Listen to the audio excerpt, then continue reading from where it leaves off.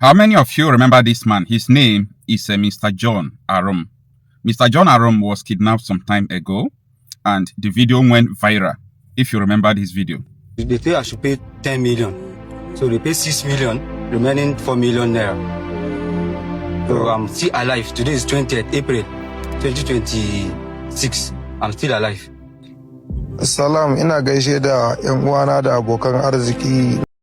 So the man, Mr. John Arum, has regained freedom, and he gave a testimony in a church when he was thanking God for freeing him, despite paying jizya tax, they call ransom. Jizya tax is a payment you pay for your head when you are not a Muslim, if you are being held by Islamic jihadists, especially in Nigeria. So when he was giving the testimony, he said he had to deny Jesus when they asked him, "Are you a Christian?" just to make sure that these people did not shoot him. So the statement generated mixed reactions, and people are reacting differently to it. Praise the Lord, church. Amen. I want to appreciate you all for your support and the opportunity given to me to celebrate a service with two people here. I want to say thank you, elders and the reverend. Thank you so much. And the church, thank you. I'm by name Arum John Azi. I was kidnapped on the 11th of April. After work here, I work here on Saturday, on Friday. So, and I even told the reverend I'm traveling to Kaduna for work.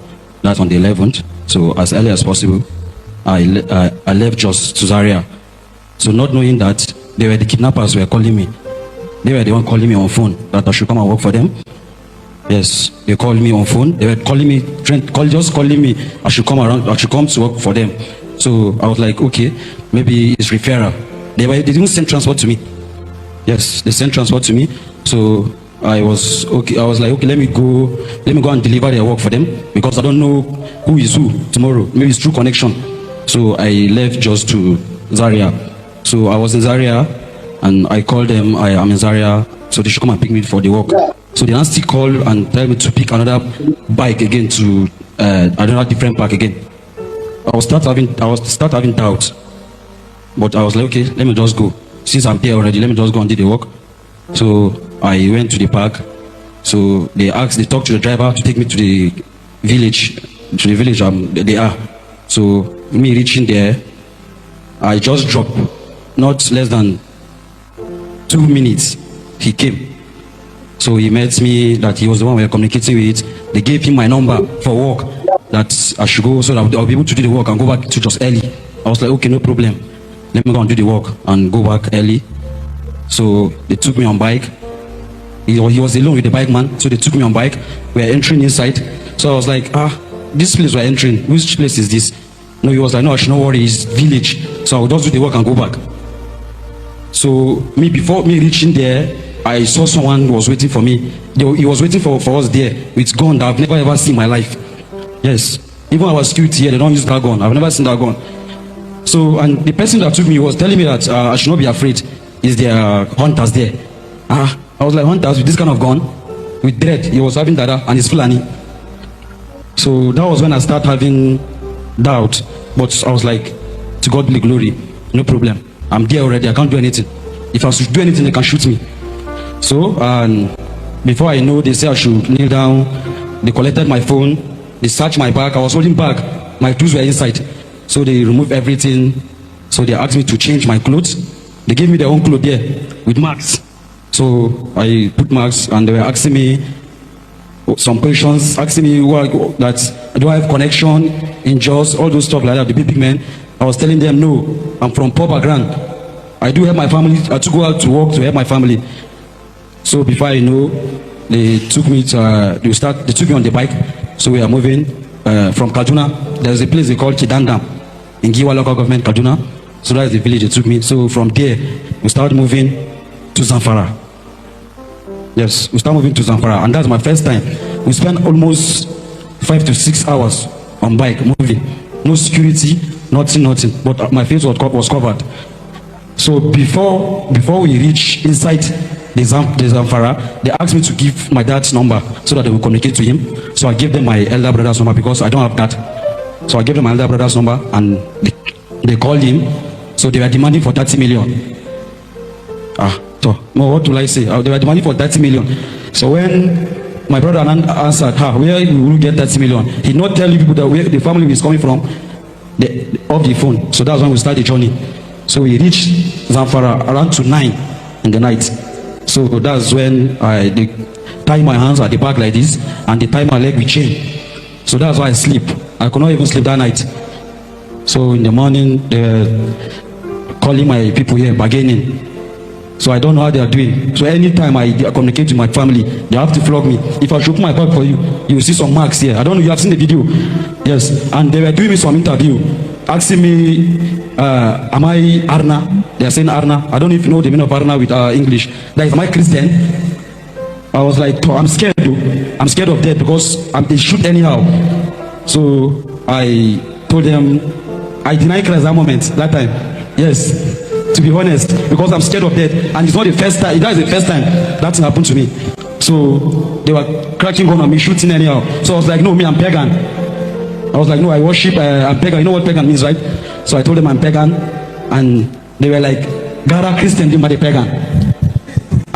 Hey.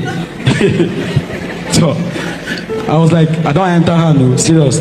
They were like, Gara Christian, but the pagan. Gara Masuyari, they Masubota Makunki. That's where another story changed again, no. So they beat me mercilessly, like they beat me to the extent that I think I could not even survive it. Seriously. So on the process of beating me, there's something that happened there. If you watch the video very well, when they were beating me, I shouted Jesus. I don't know if you watch it. I shouted Jesus. I don't even know where. I don't even know when I shouted Jesus. And they were like, Jesus. So that moment, I just confessed. I told them that if they will kill me, they should kill me. I'm a Christian. So that's when they start calling me pastor till I left them. They start calling me pastor till I left them. And the prayer I always pray there is, I'm a member of Kali Church, St. Peter's, Ukuba Road. So I always pray, there's a prayer I normally do. Oh, our Jesus, forgive us our sins, save us from fire of hell, lead all souls to heaven, especially those who are in need of their mercy. So that's the prayer I keep on doing. Right from that day, I keep on praying that. Right from that time, they took me. So that's the prayer I keep on doing. And to God so kind, they made an agreement with my family. So I don't even know what's happening there, because no network there. They have to go to somewhere before they get network. So they have an agreement with my family of 6 million for my ransom. So I spent 4 days there. So on the 4th day, my family were able to raise 6 million. So they communicated with me that they're going to send the 6 million. So they asked them, would they add my transport? They say yes. So they sent 6.1. So which I'm supposed to come back on Thursday.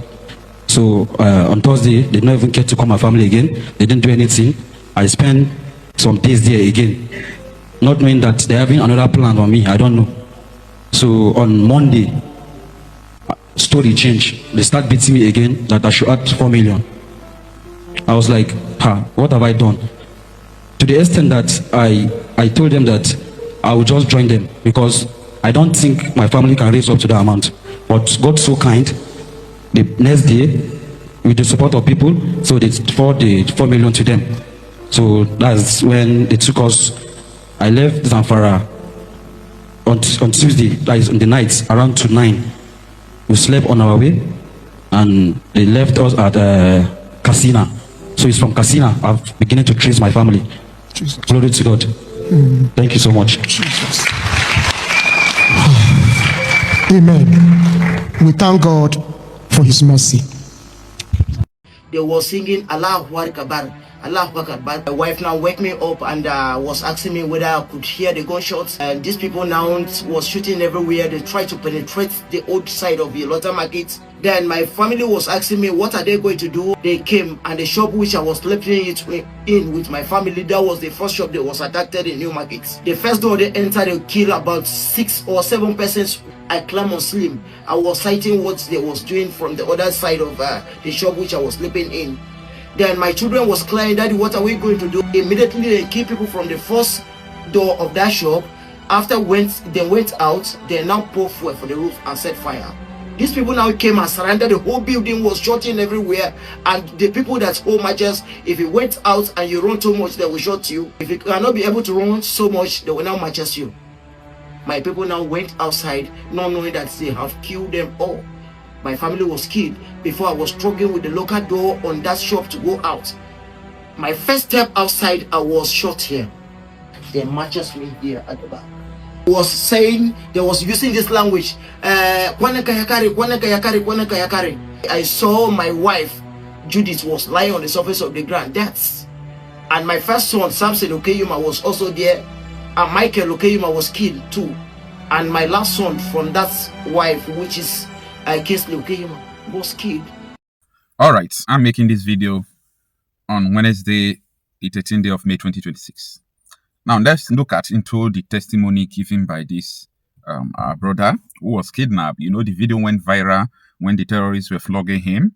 They humiliated him. They did all sort of things against him. Now, do you think that what he did by denying Jesus just to make sure that these people did not kill him, do you think he did the wrong thing? A lot of people have put out the argument that even though he did not deny Jesus, that maybe they could have still freed him, or Jesus could have saved him. You know, so many people have put up different arguments. But I was looking, I was searching for a video. I've not seen it. Maybe anytime I get to the file, I will republish it. Because most of the files, when I saved them, I didn't save them with, numbered or name I will remember. So, what is in this file, in this video? It is the testimonies of people who escaped Boko Haram and all this Fulani militia. So they were giving their testimony that so many people were killed. Immediately, they said that they are Christians. So they killed them. They separated others from them. They killed them. So because of such experiences, I did not blame this guy, because this is a battle that is religiously motivated. We all know that these are sectarian killings. It is religiously motivated. Now, you see, sometimes when the truth comes out about the issue of Christian persecution in Nigeria, people will look at it as it is just a rhetoric. It's not true. That is the way people look at it. But in the real sense, it is happening. It is true. Most of the time, we have heard from the government people. The former administration of Buhari, Mohammed, said yes, that these Boko Haram people are targeting Christians. So what do you call that one? A deliberate targeting of Christians is genocide. So whether you like it or not. Now, you kidnap someone, you are asking, are you a Muslim? Are you a Christian? Does it make sense? So it means that what you are doing is religiously motivated. Now, I went off anytime, I used to go off anytime this Nigerian military officials or the federal government, when they will be rehabilitating, their so-called rehabilitation, when they will be rehabilitating the terrorists, they will give them Quran to swear oath. The same Quran that these people are saying that Quran gave them the mandate to kill the infidels, do what they are doing. Anyway, it is what it is. So the most important thing is that the man came back alive. He's alive, and I think he will not make such mistake again.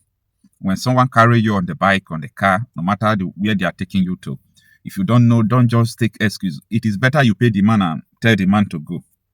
If they are carrying to where you don't know in this, war-torn Nigeria, you know that your own is finished. So these are the experiences and many more brutal experiences people are facing in Nigeria. And the administration of APC that Obama supported imported these terrorists into the country to do election and to destabilize Nigeria and to protect, their own people. They say it's because of Fulani people. But I know that we still have some Fulani extractions in Nigeria before this importation came. So this importation that came spoiled everything. It spoiled everything. So at this moment in time, Nigeria is at war. So when you are in a country that is at war, there is a way you do your things. You don't just do your things any way you like. It is well.